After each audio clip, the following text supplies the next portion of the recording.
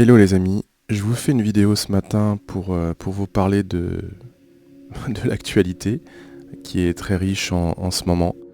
Euh, comment dire, ça fait quelque temps que je regarde tout ce qui se passe comme vous, j'ai beaucoup de choses à dire et en même temps je suis un peu sidéré tellement tout s'annonce à une vitesse dingue. On est en train de s'asseoir sur toutes nos libertés individuelles et des gens se battent vraiment très fort pour nous réduire à l'état d'esclaves. Euh, à côté de ça, vous avez des... Si on reprend un petit peu l'actualité, en ce moment, on sait tous que c'est le pass sanitaire et l'obligation vaccinale. Ça fait un peu plus d'un an qu'on parle de ces choses-là et on était pris pour des huluberlus. Tout le monde jugeait qu'on était dans l'exagération. Et pourtant, aujourd'hui, quand on dénonce, on nous dit mais non, mais c'est normal. Pourquoi tout le monde aurait les mêmes droits si vous n'acceptez pas vos devoirs? D'accord. Donc pour certains, notre santé, nos choix personnels deviennent notre devoir. Mais non, ce n'est pas possible. Enfin, on ne peut pas envisager les choses de cette manière. Bon, oublions déjà cet aspect-là, car je crois maintenant que... Enfin, je l'ai toujours cru, j'essaie de faire passer cette idée, mais j'essaie toujours d'y aller un petit peu en douceur, que le combat n'est pas pro-vaccin, anti-vaccin, pro-masque, anti-masque, pro-test PCR, anti-test PCR. Tout ça, c'est un prétexte. C'est juste une façon de faire monter la sauce. Pour moi, il y a autre chose derrière. Il y a un autre dessein qui anime tous ceux qui nous gouvernent. Et franchement, il me fait bien plus peur qu'une obligation vaccinale ou un test PCR ou la privation de certaines de nos libertés. Je vais reprendre une suite de tweets que j'avais posté le 16 juillet. Je vous montre ça. Ça ne veut pas. Je vais y arriver. Excusez-moi. Hop, c'est bon. Voilà. Donc, en fait, c'était pas tellement une réflexion personnelle. C'était plus pour amener à la réflexion. Et j'écrivais du coup les vraies élites. Je ne parle pas des présidents, car pour moi, ils sont tous et toutes en service commandé, enfin tous ceux qui ont le pouvoir, aiment faire du predictive programming par le biais de production d'Hollywood. Donc en gros, nous préparer à l'avenir avec des fictions. Voilà. L'idée est de nous préparer à cet avenir qu'ils souhaitent avec des fictions en avance sur leur temps. Je regarde actuellement The Circle et j'ai l'impression que ce film est bien plus qu'une simple fiction. Tout se passe dans une entreprise, ou plutôt dans le plus grand réseau social, et là, tout s'éclaire. Donc, c'est un petit peu, à l'image de la puissance d'un Google, hein, qui pèse bien plus en chiffre d'affaires annuel que le PIB de la majorité des États de cette planète. Mais bon, donc voilà, j'étais en train de regarder ce film-là. Ce qu'il souhaite, c'est de lier étroitement ces réseaux à la puissance de l'État, afin de contrôler efficacement les masses. Ils vous donneront une note sociale qui vous ouvrira plus ou moins de droits, tels que le contrôle social à la chinoise. Donc là, on est vraiment dans le fait de tous nos actes, en fait, qu'ils soient numériques ou dans la vie de tous les jours, nous amènent à des barèmes et à des notations, et en fonction de notre note sociale, donc du coup de notre faculté à accepter le monde dans lequel nous vivons, eh bien nous aurons plus ou moins de droits ouverts. Voilà. Donc, et ça, c'est du temps réel. Ça veut dire que si du jour au lendemain, vous faites quelque chose qui est jugé contraire à la doxa, vous pouvez vous voir privé d'un ensemble de vos droits les plus fondamentaux. Donc, moi je pense que actuellement nos gouvernants visent ce monde-là. Et je vais vous le démontrer tout de suite après. Toutes vos activités citoyennes seront directement réalisées avec votre compte social. Il vous permettra de voter, payer vos impôts et pourquoi pas un jour de payer tout court. Nous savons qu'ils visent la monnaie 100% numérique. Donc imaginez demain que pour voter, vous soyez obligé d'être inscrit sur des réseaux sociaux bien définis, qui ont des accords pris avec les différents gouvernements, et qu'il y ait une obligation, une obligation de vote. Combien même votre note serait affectée et on pourrait vous juger pour ça. Dire que voilà, tiens, un tel n'a pas voté, ou alors on pourrait tout de suite vous sanctionner même, ça peut aller beaucoup plus loin que le simple fait de vous montrer à la face du monde comme quelqu'un qui n'a pas voté. Donc on respecte plus vos droits les plus élémentaires, on vous pousse à une obligation et ensuite on l'impose, c'est un petit peu ce qui est en train de se passer d'un point de vue sanitaire en ce moment, mais ça peut s'étendre à tout le panel des choses que l'on fait et que l'on doit faire dans notre vie de tous les jours. Pour ce qui est de payer de la monnaie 100% numérique, le simple fait d'avoir une monnaie à 100% numérique et à 100% contrôlée leur donne la possibilité de suivre tous nos faits et gestes et il n'y a plus du tout de vie privée concernant nos dépenses. Et si je sais de quelqu'un ce qu'il fait de son argent, techniquement je sais à peu près qui il est. Je continue. Enfin, il souhaite la disparition de la vie privée, faire de vous un être dissous dans un collectif et facile à surveiller. Alors, dans une de ses allocutions, Macron avait bien précisé qu'il fallait commencer à songer à oublier le fait que l'on soit... oublier notre individualité quelque part. Et attention, être un individu unique dans un monde, en gros participer à un collectif dans une civilisation, ça ne veut pas dire être un égoïste, ça veut dire que on vient avec ce que l'on est et on propose ce que l'on a à proposer à la société. Ça a plus ou moins de valeur, ça dépend des gens, ça dépend de la façon de regarder et des valeurs que chacun a, mais ça n'est même pas la question. On fait civilisation avec un ensemble d'individus, mais là, ce qu'ils sont en train de nous proposer, c'est autre chose. C'est le collectif passe avant l'individu et le collectif, impose tout sur l'individu. Bon, après derrière, c'est d'une hypocrisie totale. C'est parce que ce collectif ne les engage pas eux. Pour eux, il y a eux et les gens en dessous. Et c'est les gens en dessous qui veulent voir dans une sorte de collectif avec une idéologie unique, pas une tête qui dépasse, et faire en sorte que, en plus, on soit tous les uns contre les autres dans cette masse, et que la police se fasse même entre nous, qu'ils soient plus obligés d'intervenir. C'est tellement plus facile quand vous avez j'ai pas envie de dire le mot, mais des gens qui font le travail à leur place. Enfin voilà. Et donc, voilà, nous pourrions aller plus loin dans cette réflexion. Moi, je vais arrêter là aussi parce que le but, c'est pas de créer de l'anxiété. Mais c'est déjà beaucoup. Le simple fait de connaître leurs objectifs nous donne une longueur d'avance. Ne les laissons pas superposer à nos yeux ce triste monde, à nous d'imaginer le monde de demain. Alors, j'ai envie de dire, ça m'ennuie de faire ce que je suis en train de faire, parce que je suis dans la réaction. Et la rapidité avec laquelle ils avancent leur pion en ce moment ne nous laisse pas le temps, de notre côté, de réfléchir et de penser à un monde différent, un monde que nous souhaitons. Parce que quelque part, on n'arrivera à rien dans l'opposition. Il va falloir créer quelque chose à côté.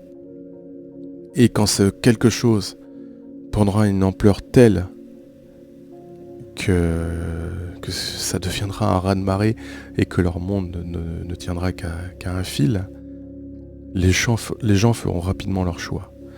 Donc voilà. Donc là, aujourd'hui, je suis désolé, je vais être dans la réaction, mais c'est juste pour créer l'électrochoc et se dire que voilà, nous devons penser le monde de demain et eux, il va falloir à un moment donné trouver une solution, mais il va falloir les laisser sur le côté. Je suis pas en train de dire qu'il va falloir les juger ou autres, même s'ils le méritent. La vraie question n'est pas eux, la vraie question c'est nous. Qu'est-ce qu'on veut nous pour demain, pour nous et nos enfants? Est-ce qu'on veut le monde qu'ils sont en train de mettre en place ou est-ce qu'on veut un monde où on peut respirer, où on peut être libre et surtout un monde où la finance ne prend pas le pas sur la santé? C'est hyper important parce que là ce qui est en train de se passer c'est grave, ça touche nos enfants, Ça touche toutes les personnes fragiles de notre entourage, que ce soit les personnes âgées ou les personnes malades. Et non, on peut pas avancer on peut pas avancer avec un tel contrat social. Donc voilà. Je voudrais vous montrer aussi quelque chose d'autre qui m'a marqué. J'entends depuis quelque temps dire que une fois que toute cette mélasse autour du Covid sera passée, alors je sais pas trop quand, parce que là on voit qu'ils remettent le couvert. Après, il faut se rendre compte aussi que là, la France, on est en train d'aller très très très loin. Tous les autres pays sont en train de reculer, et nous, en France, on y va, mais pleine balle. Il n'y a pas si longtemps que ça, on regardait Israël en disant « Oh là là, ils sont en train de servir de modèle pour tout le monde ». Ils étaient tout seuls à partir dans leur délire de passe sanitaire à l'extrême. Hein. Eux ont reculé de leur côté, mais nous, en France, en ce moment, on est à la pointe du monde de ce côté-là. Et tous nos voisins commencent à nous regarder en disant « Mais leurs dirigeants sont en train de tomber fous, deviennent tarés, quoi. » Et donc on entendait que quand toute cette mélasse serait terminée, on se verrait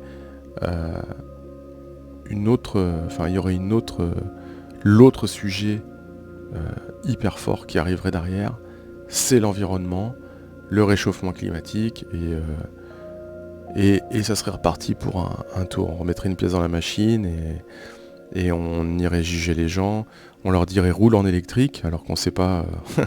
Ça encore, ça me fait beaucoup rire parce que on voit des gens qui commencent à acheter des véhicules électriques en disant oui, mais je veux être propre pour la planète, mais l'électricité, il faut la produire.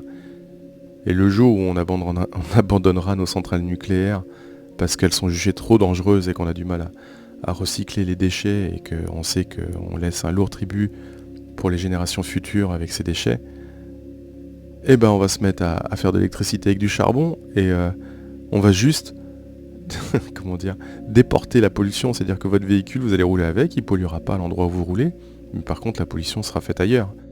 Et autre chose aussi, le recyclage des batteries, c'est une catastrophe. Mais bon, sans compter le fait que on n'a pas suffisamment de matières premières pour faire des batteries pour un parc automobile mondial. Bon, il y a tellement de... Tout ça, c'est de l'idéologie. On essaie de nous vendre ça comme quelque chose de magnifique, mais bref. Pour moi, c'est de la poudre aux yeux. Et donc, pour reparler de cet environnement, comment juger cette image ? Nous avons la jeune Greta qui avait été mise en avant en disant que tout le monde lui faisait honte. Ok, moi aussi je suis contre la pollution, j'essaie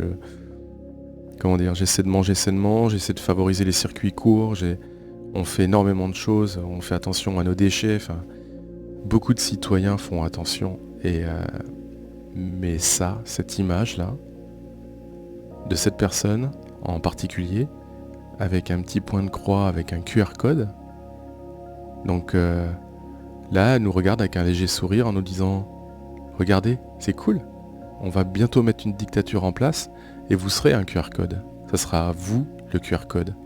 On va faire de vous un numéro quelque part. » Vous savez comme en prison quand vous voyez des gars avec des habits rayés et un numéro dans le dos, ce QR code c'est la même chose. Maintenant, revenons au vrai sujet de cette vidéo, car je voulais vous parler d'un rapport du Sénat qui parle de la crise sanitaire et outils numériques répondent avec efficacité pour retrouver nos libertés. Je vais vous lire ce rapport car il est, de mon point de vue, riche d'instructions sur leur façon de penser et ce qu'ils imaginent pour nous demain. Et franchement, c'est assez effrayant. Vous allez voir que le modèle social à la chinoise les fait fantasmer. Ça devient d'une évidence criante. Alors je vous le lis. Demain, une gestion des crises par le numérique. Crise sanitaire, catastrophe naturelle, accident industriel. On le voit, les perspectives ouvertes par le recours aux technologies numériques sont immenses. Et la crise du Covid-19 n'a donné qu'un avant-goût des multiples cas d'usage possibles à court, moyen et long terme. Alors que la pandémie de Covid-19 n'est pas terminée et qu'il est probable que celle-ci ne soit ni la dernière ni la plus forte, il serait irresponsable de ne pas se saisir de telles opportunités. Les restrictions généralisées imposées aux libertés physiques ces derniers mois sont de moins en moins supportables. Elles ne sont ni durables, ni même très efficaces, en comparaison de ce que permettrait un usage plus systématique du numérique. Le recours au numérique permettrait de contrôler précisément le respect des mesures sanitaires à un niveau individuel et en temps réel. En contrepartie, les restrictions pourraient être ciblées sur un faible nombre de personnes et être plus limitées dans le temps, tout en ayant une efficacité maximale. Peut-être pourrons-nous demain, grâce au numérique, retrouver nos libertés physiques plus vite, ou même ne jamais les abandonner, et avoir des pandémies sans confinement, et ceci même si aucun vaccin ou traitement n'est disponible. Les outils envisageables sont multiples, mais à court et moyen terme, du moins, les cas d'usage les plus évidents concernent le contrôle du respect des règles visant à limiter la transmission. Pass sanitaire, couvre-feu, confinement, quarantaine, etc., qui impliquent de croiser 3 types de données. Les données d'identification, les données médicales et les données de localisation. Des plus intrusives, avec le tracking GPS, aux plus légères et occasionnelles, avec l'accès conditionnel à certains lieux, en passant par les données de localisation relatives avec le contact tracing. Donc là, gentiment, ils sont en train de nous dire que ce qu'ils rêveraient, eux, de leur côté, c'est de pouvoir nous traquer, avoir accès à notre dossier médical. Alors donc on fait du tracking GPS, ça veut dire qu'ils veulent savoir chaque individu où il est, n'importe quand, savoir exactement qui nous sommes, notre âge, nos maladies, enfin tout notre dossier médical. Vous savez, ce truc est censé normalement rester privé, on est censé être protégé de ce côté-là. Et donc du coup, si jamais vous avez une personne qui ne respecterait pas un pass sanitaire, un couvre-feu, un confinement, une quarantaine, hop, on pourrait le retrouver à la seconde. Hein. C'est bien de ça qu'on est en train de parler. Hein. Ça veut dire que autant avoir un bref... Enfin, en fait, pour résumer, purement et simplement, vous savez les bracelets électroniques qu'on met aux criminels. Et imaginez que demain, toutes les personnes de la nation aient leur bracelet électronique. Oui, parce avant, on était innocent tant qu'on n'avait pas prouvé notre culpabilité. Et demain, on sera coupable tant qu'on n'aura pas prouvé notre innocence. C'est ça qui nous attend. Je continue. L'utilité des outils numériques dans la gestion de crise dépasse le seul domaine sanitaire. Il s'étend également à d'autres types de crises, liées en particulier au risque dit NRBC, pour nucléaire, radiologique, biologique et chimique, qui ont en commun de présenter un danger élevé et imminent pour la population, appelant à une réaction rapide et efficace. Ceux-ci peuvent résulter d'une attaque volontaire, conventionnelle ou terroriste, en particulier bioterroriste, mais aussi d'un accident industriel ou d'une catastrophe naturelle, y compris sans dimension NRBC, tsunami, tremblement de terre, inondation, etc. Le safety check de Facebook, par exemple, est utilisé dans l'ensemble de ces cas. Toutes ces situations peuvent nécessiter d'identifier rapidement des personnes, d'évaluer leur état de santé ou les risques qu'ils encourent et de les localiser précisément pour leur porter assistance.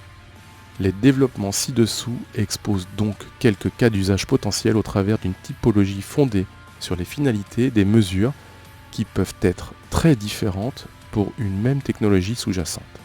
Cette liste est nécessairement incomplète, incertaine et discutable. Il s'agit d'un exercice de prospective. Voyons. Essai de typologie prospective. A. L'information et l'incitation. Dans le cadre d'une gestion de crise, l'information sur les risques encourus, sur les règles applicables, etc. est aussi une incitation. La plupart des mesures mises en œuvre en France et dans les pays occidentaux en général lors de la crise du Covid-19 relèvent en réalité de cette catégorie, puisqu'elles sont non contraignantes et qu'elles ne donnaient généralement lieu à aucune transmission de données nominatives à un tiers. C'est le cas de l'application Tous Anti-Covid. Dans sa fonctionnalité initiale de contact tracing, envoi d'une notification en cas de contact avec une personne infectée, mais aussi dans ses fonctionnalités annexes, statistiques sur l'évolution de l'épidémie, informations sur les gestes barrières et démarches à suivre, etc. Les outils permettant de faciliter la prise de rendez-vous pour les tests de dépistage ou la vaccination, Doctolib, Vitmadose, etc. s'y rattachent également.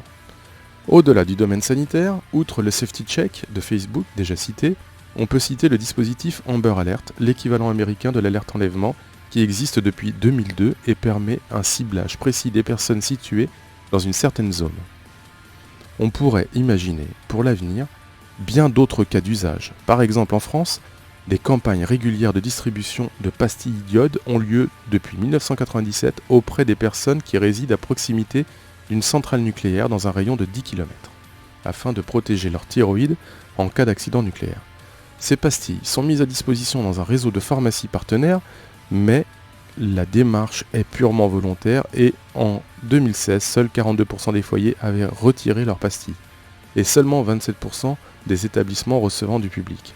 Grâce au numérique, il serait possible d'organiser des campagnes de rappel sur les smartphones et surtout en cas d'accident nucléaire, il serait possible de localiser sans délai toutes les personnes se trouvant dans la zone et leur apporter assistance. Alors là, encore une fois, je voudrais pas... Enfin, c'est une blague ce rayon de 10 km. Vous imaginez bien que s'il y a un problème nucléaire, vous avez beau donner des pastilles d'iode à un rayon de 10 km, c'est juste pour se donner bonne conscience. Le problème s'étendra bien au-delà des 10 km. Et ça veut dire quoi? Vous habitez à 11 km, vous avez le droit de détruire votre thyroïde? Bon, bref, passons. L'assistance. B. Les données permettant d'informer les individus pourraient, si les circonstances l'exigent, informer en même temps les professionnels de santé ou les autorités chargées de la gestion de crise, afin de porter assistance aux personnes vulnérables dans les meilleurs délais. Oui. Par exemple, dans le cas d'une épidémie qui se répand rapidement, ou dont la mortalité est très élevée, des équipes mondiales pourraient ainsi se rendre immédiatement au domicile de personnes vulnérables, ou dans tout lieu où elles se trouvent, pour les vacciner. Ah bah bien, voilà, on y vient. Les soigner ou encore les mettre en sécurité. Il ne s'agit pas ici d'intervenir auprès de tous les plus de 65 ans, ou tous les habitants de telle commune. Les croisements de données et le recours à l'intelligence artificielle rendent en effet possible un ciblage extrêmement fin, par exemple. En exploitant les données géniques, il pourrait être possible d'identifier immédiatement les personnes réceptives à un variant très rare d'un virus, ou à un vaccin, ou traitement particulier, et de mobiliser ainsi les ressources médicales de façon beaucoup plus efficiente. Sans aller jusque-là, la simple exploitation automatisée du dossier médical de chaque individu d'une population cible pourrait déjà permettre de faire beaucoup. Vous vous rendez bien compte que là, notre avis, ils s'en fichent un peu. Je veux dire, l'idée, c'est d'arriver chez vous et de dire « Ah, on vous a ciblé, on vous vaccine ». Là, j'avoue, j'ai vraiment beaucoup de mal. Et puis avec l'exploitation, bien sûr, des données médicales. Enfin, je veux dire, le secret médical, là, on voit bien que ça les embête un petit peu. Ça pue du tout. Pour eux, dans leur tête, c'est déjà mort et enterré. En exploitant les données des objets connectés, qui pourraient... Alors déjà, en exploitant les données des objets connectés, ça veut dire que ils considèrent que nos données, dans nos objets connectés, leur appartiennent. Bon, c'est déjà le cas, ils s'en servent allègrement, mais vraiment, pour eux, il n'y a plus de vie privée en fait. C'est-à-dire que dans votre smartphone, vous avez à peu près toute votre vie. Si vous commencez à regarder les applications qui sont installées, tout y est quoi. Donc ça veut dire qu'en exploitant ces datas-là, en faisant du big data avec ça, et en ayant des outils, comme ils disent, d'intelligence artificielle, mais bon, c'est un bien grand mot pour dire du big data, quelque part. C'est juste d'être capable de prendre une base de données énorme, d'analyser une quantité de données énorme, et d'être capable de sortir des lots de personnes en fonction de critères bien ciblés. C'est ni plus ni moins que Big Brother, quoi. Enfin, 1984 en avait parlé, c'est-à-dire que on est en capacité de vous surveiller sur tout ce qui fait de vous ce que vous êtes, et du coup d'appliquer sur vous un contrôle total, ni plus ni moins. Donc je continue. En exploitant les données des objets connectés, qui pourraient elles aussi être accessibles depuis l'espace numérique de santé, il pourrait être possible d'intervenir en amont de l'apparition ou de la dégradation des symptômes, données de CG, de balance connectée, de thermomètre connecté, de caméras thermiques détectant les symptômes fiévreux, etc. En exploitant les données de mobilité, il pourrait être possible de positionner les équipes d'information, de tests, de vaccination, etc. au bon endroit et au bon moment pour intervenir auprès d'un maximum de personnes, un hub de transport, un rassemblement public, etc. Celles-ci ayant, le cas échéant, été prévenues en avance. Là encore, ces cas d'usage ne se limitent pas aux crises sanitaires. En cas de catastrophe industrielle, par exemple, les personnes particulièrement vulnérables à certains produits chimiques pourraient bénéficier d'une évacuation prioritaire ou de soins particuliers, quel que soit l'endroit où ils se trouvent. Un autre exemple est la chute de débris spatiaux. Le phénomène aujourd'hui rare pourrait devenir bien plus important à l'avenir avec la hausse, le vieillissement du parc satellite. Et surtout le développement de constellations de petits satellites. Par exemple, le projet Starlink, porté par la société SpaceX, prévoit la mise en orbite basse de 12 000 satellites à horizon 2025. Un chiffre à comparer avec les 2000 satellites en activité aujourd'hui. Quelques 30 000 objets de plus de 10 cm sont actuellement en orbite. Pour l'essentiel, des déchets spatiaux, souvent petits, mais hors de contrôle et susceptibles de s'écraser sur Terre ou d'entrer en collision avec d'autres satellites, générant davantage de déchets encore. Tac. Hop. Excusez-moi. Je continue. Les objets que nous envoyons en orbite... Bon, je vais arrêter avec les objets en orbite. Tac. C'est la contrainte et le contrôle. Même s'ils sont rarement présentés comme tels, les dispositifs tels que le pass sanitaire ou le passeport sanitaire relèvent bien de la catégorie outils contraignants, car ils conditionnent de facto ou de jure, selon les cas, l'accès à certains lieux et à certaines activités. En soi, cela n'a rien d'exceptionnel. Pour vous, pour nous, c'est exceptionnel. Le vrai passeport, le carnet international de vaccination ou le permis de conduire font la même chose, c'est-à-dire autoriser ou interdire. Oui, mais sauf qu'on ne nous retire pas les droits comme ça, quoi. Pas en tout cas, soit l'une des fonctions principales de la puissance publique. D'accord, donc eux se jugent légitimes en dehors de tout contrôle démocratique, c'est-à-dire que vous voyez bien ce qui se passe en ce moment, hein. On est en état d'urgence sanitaire ou état d'urgence permanent. Vous n'avez plus de contre-pouvoir. Et en état d'urgence, en plus, tous les préfets sont habilités à déposer des décrets qui ne seront jamais discutés. Donc ça veut dire qu'on peut faire passer tout et n'importe quoi. Et ils parlent de puissance publique, mais moi j'ai envie de parler de dictature, parce que quelque part, s'il n'y a pas de contre-pouvoir, encore une fois, tous les gens qui disent qu'on n'est pas en dictature, regardez à côté, vous allez voir ce que c'est qu'une dictature. Il ne faut pas confondre les mots dictature. Il y a plein de formes de dictature. Il y a l'autoritarisme, le totalitarisme. La vraie définition de la dictature, c'est quand une personne ou plusieurs détiennent tous les pouvoirs, sans contre-pouvoir, et imposent tout à tous en fait. Enfin, je ne l'ai pas sorti exactement telle qu'elle est écrite, mais en gros l'idée c'est ça. Une personne ou un groupe de personnes qui impose à tous les autres sans contre-pouvoir. Et on y est pleinement. Avec les états d'urgence permanents, vous voyez bien que tout ce qui émane de notre cher président de la République doit être appliqué à la lettre par les ministres. Il n'y a pas de sujet de discussion possible. Et ensuite, tout le groupe parlementaire ne doit pas dépasser, exactement comme la population, hein, c'est le bureau des validations en fait. Hein. S'il y a jamais un qui dépasse d'une tête, elle est coupée illico. Enfin, c'est impossible dans ce parti. Il n'y a aucune comment dire, il n'y a rien de démocratique dans ce parti. Et du coup, ce qu'ils sont en train de faire pour la France, ça reflète parfaitement la gestion de ce parti. Je continue. Mais la contrainte change de nature dès lors qu'elle s'exerce par un contrôle. Le cas échéant, assorti de sanctions, et c'est précisément là que le numérique pourrait être plus efficace.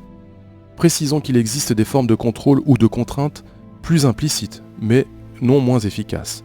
Un portique d'entrée, dans le métro qui se mettrait à sonner très fort au passage d'une personne contagieuse ou censée être confinée, serait dans la plupart des cas suffisamment dissuasif. pour qu'il ne soit même pas nécessaire de transmettre cette information aux autorités chargées de contrôler le respect des règles. Début 2021, la presse a rapporté le cas d'un boîtier connecté porté autour du cou qui sonnerait avec un son de 85 décibels en cas de non-respect des règles de distanciation par les salariés d'une entreprise. L'initiative a été dénoncée comme anxiogène et inacceptable. Bah voyons. Techniquement, toutefois, nul besoin d'un boîtier autour du cou. Un smartphone peut faire la même chose avec son Bluetooth et un son de 100 décibels. En Asie, le contrôle social a pris des formes beaucoup moins anecdotiques. En Corée du Sud, les habitants positifs d'un quartier pouvaient être géolocalisés sur une carte accessible à tous, et en Chine, on a vu d'honnêtes citoyens prendre eux-mêmes en charge la police sanitaire de leur immeuble.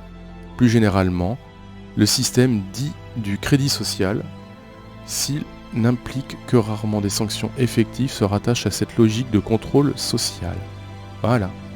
Donc là, on est en train de nous expliquer que leur idée, c'est de faire un monde où la délation est la règle. Imaginez, demain, vous ne respectez pas la règle et vous avez,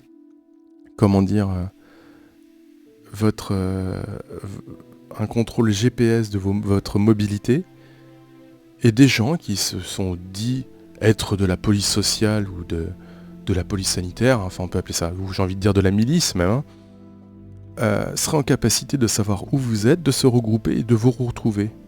Imaginez les règlements de compte. C'est dans ce monde-là qu'on a envie de vivre demain. C'est ce qu'ils sont en train d'imaginer là. Faire en sorte qu'on s'entretue entre nous et qu'on se contrôle entre nous et de mettre à disposition de tous nos données privées. C'est bien de ça qu'il est question. Enfin, dans les situations de crise les plus extrêmes, les outils numériques pourraient permettre d'exercer un contrôle effectif, exhaustif, en temps réel du respect des restrictions par la population, assorti le cas échéant de sanctions dissuasives et fondées sur une exploitation des données personnelles encore plus dérogatoire. Ces outils sont les plus efficaces mais aussi les plus attentatoires aux libertés. Mais une fois de plus, il serait irresponsable de ne pas au moins les envisager, ne serait-ce que pour se convaincre de tout faire en amont pour en arriver là. De nombreux cas d'usage sont possibles et notamment, avant d'aller plus loin, là ils sont en train de nous dire que ça serait débile de ne pas envisager tous ces outils. Je rappelle la phrase de Benjamin Franklin qui disait que celui qui est prêt à sacrifier sa liberté pour sa sécurité ne mérite ni l'une ni l'autre. Et c'est complètement vrai. C'est que demain, vous allez sacrifier votre liberté pour votre sécurité, mais la réalité c'est que vous ne serez ni en liberté, et ça pas du tout, et la sécurité, vous pouvez l'oublier aussi, parce que c'est pas leur objectif. Leur objectif il est très clair, c'est de contrôler la masse, de faire en sorte que jamais il ne puisse y avoir de contestation. Si tout le monde surveille tout le monde, si, on sait exactement ce que font chaque personne en temps réel, tout le temps, des gens disent que oui, regarder les dictatures nous impose de ne pas regarder ce qui s'est passé par le passé.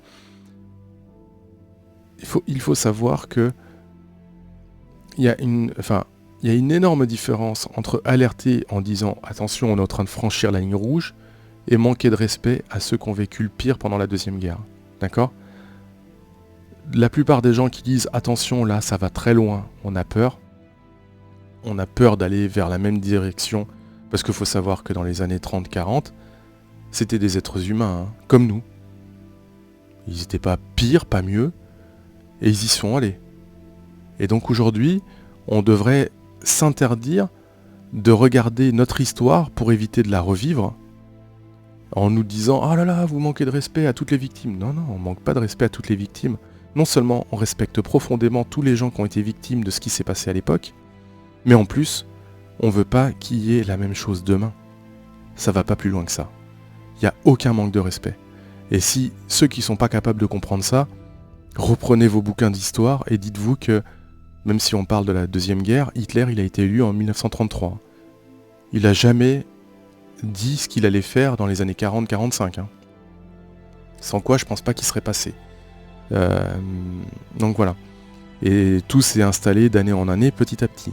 Donc moi, je préfère dire attention, là on dépasse la ligne rouge, c'est maintenant qu'il faut dire stop. Et c'est pas du... Enfin, on est en train de détourner le propos en disant que les millions de morts et tout, on leur manque de respect. Non, non, non, non. Au contraire, c'est parce qu'on les respecte profondément qu'on n'a pas envie que ça se reproduise avec d'autres. Je continue. Le contrôle des déplacements. Bracelet électronique pour contrôler le respect de la quarantaine. On y vient. Voilà, donc ça, pour eux, c'est normal. Je veux dire, on est tous des criminels en puissance tant qu'on n'a pas prouvé notre innocence. Désactivation du pass pour les transports en commun.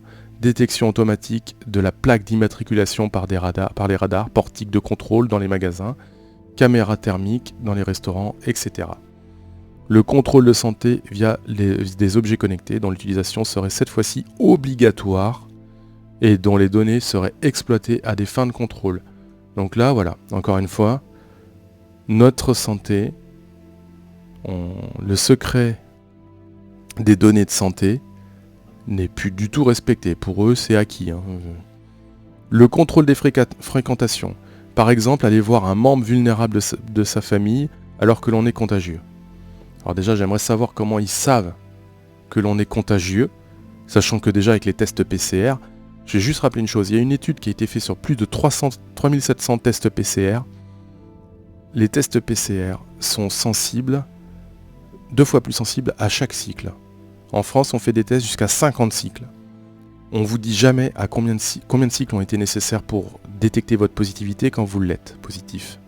Et à 25 cycles, vous avez déjà 30% de faux positifs. Ils ont fait le séquençage de chacun de ces tests pour vérifier. À 30%, vous avez déjà 80% de faux positifs. À 35... pardon. C'est pas 30%, c'est 30 cycles. 80% de faux positifs. 35 cycles, 97% de faux positifs. Donc on sait qu'à 35 cycles, on est à 97% de faux positifs et on teste jusqu'à 50 cycles. C'est hallucinant. Je continue. Le contrôle des transactions. On parlait tout à l'heure du bancaire, on y est. Donc là, si vous suivez les dépenses des gens, on sait exactement ce qu'ils font dans leur vie.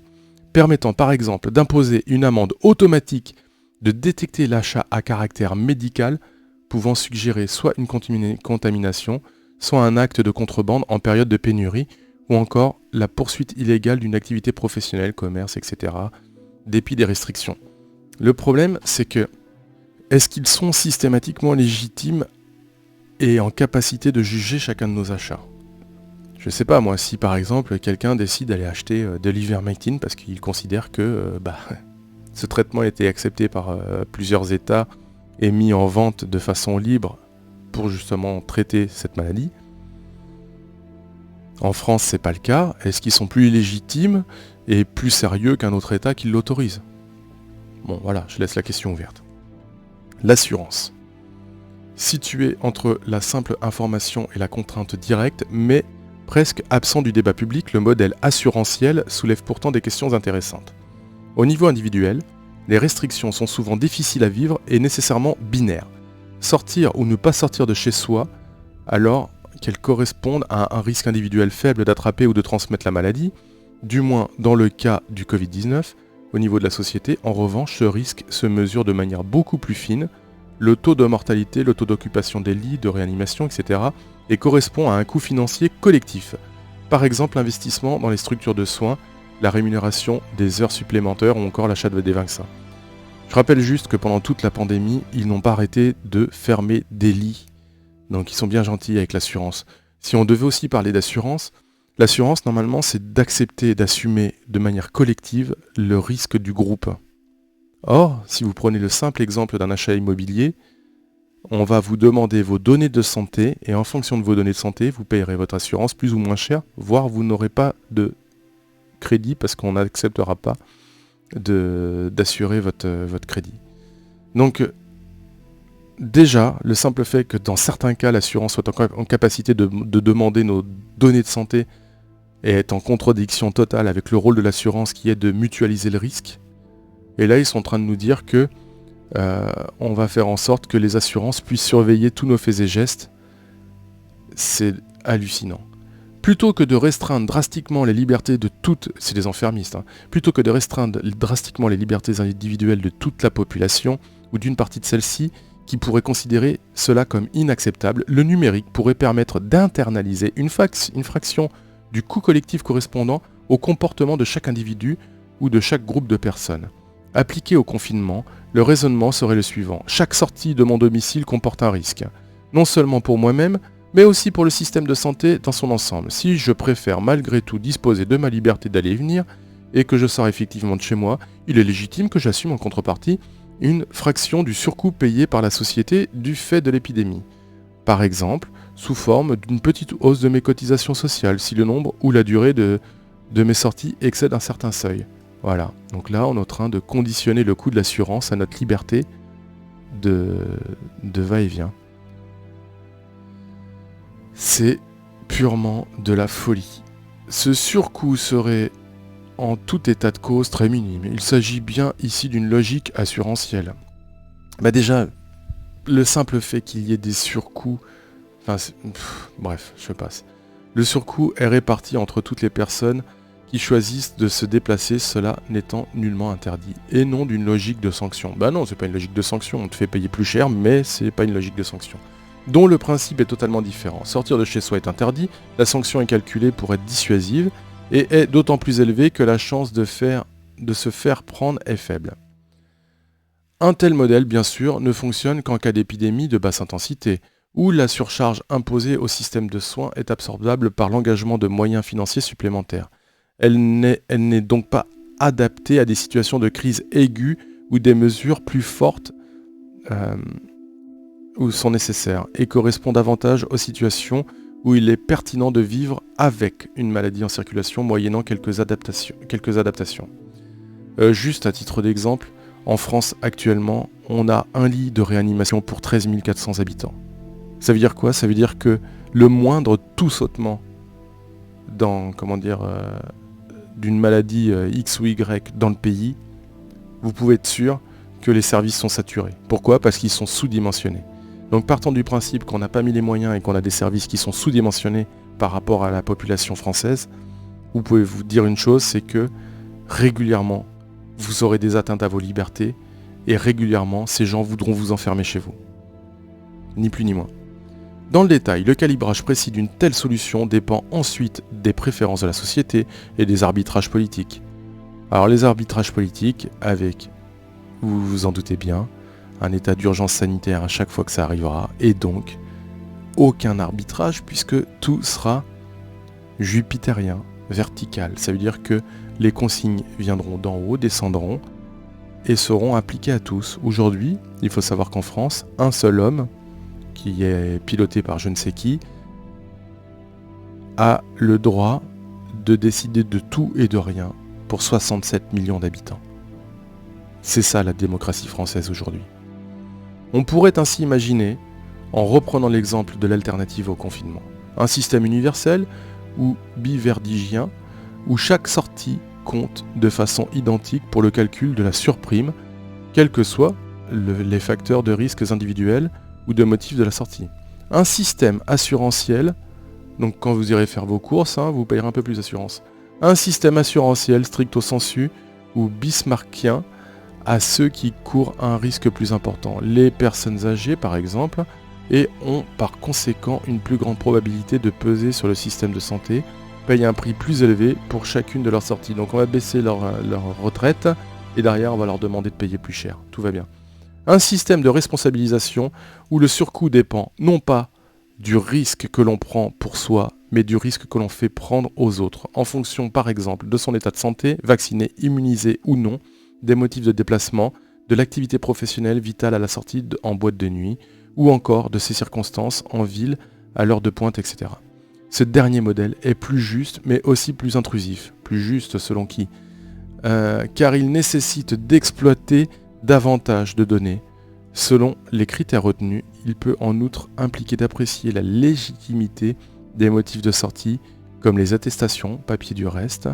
Donc il faut savoir que les attestations, on est à peu près le seul pays du monde à avoir fait ce genre de truc. Il y a eu d'autres pays qui ont fait des trucs un peu dégueulasses aussi, mais je veux dire, on n'est pas nombreux. ainsi que leur caractère contraint ou choisi. Au-delà de leurs différences, tous ces modèles ont en commun le principe de solidarité, les grands mots. Non, non, le principe de privation de liberté et de mutualisation des risques. Non, non, non, non, non, non. Si vraiment il y avait eu de la solidarité, on n'aurait pas mis des masques sur des gamins de 6 ans. Si vraiment il y avait de la solidarité, on aurait étudié très sérieusement dès le départ les traitements. Enfin bref. Voilà, donc voilà, je vous ai lu ce rapport. Je pense que quand on a lu ça, on voit très clairement comment certains pensent, le modèle de société qu'ils imaginent pour nous demain. Et franchement, j'ai pas envie de vivre dans ce monde-là. Je n'ai pas envie de laisser ce monde-là à nos enfants. Je ne sais pas vous, j'aimerais bien avoir vos avis dans les commentaires. N'hésitez pas à commenter, liker et partager, parce que c'est quand même quelque chose de très grave. Il faut donner de la visibilité à ce que font ces gens. Parce que là aujourd'hui ils sont en train de nous endormir avec une maladie, mais en réalité leur projet il est tout autre. Et leur projet c'est de nous asservir et de nous contrôler intégralement. Le jour où nous serons arrivés à tout ce que je viens de lire là, si on laisse faire ça, je peux vous assurer d'un truc, c'est que le retour en arrière sera vraiment très compliqué. Et tous ceux qui disent « Oh là là, pas de comparaison avec ce qui s'est passé dans le passé », avec les outils numériques qui sont les nôtres aujourd'hui, ce qu'on a connu dans le passé, c'est de la rigolade à côté de ce qui nous attend si on va dans cette direction-là. Donc voilà, j'espère que vous partagerez partout autour de vous, et je veux pas vous alerter, c'est pas du tout l'idée, mais devant la gravité des choses qui se dessinent devant nos yeux, c'est important d'en parler et de pas laisser les choses en l'état, et surtout de les faire savoir à un maximum de gens. Écoutez les amis, je vous souhaite à tous de passer une excellente journée. Je sais que c'est pas facile en ce moment, je vous souhaite beaucoup de courage, et surtout restez debout, quoi. Restez courageux, restez debout, on est tous ensemble. Allez, je vous souhaite une bonne journée, au revoir.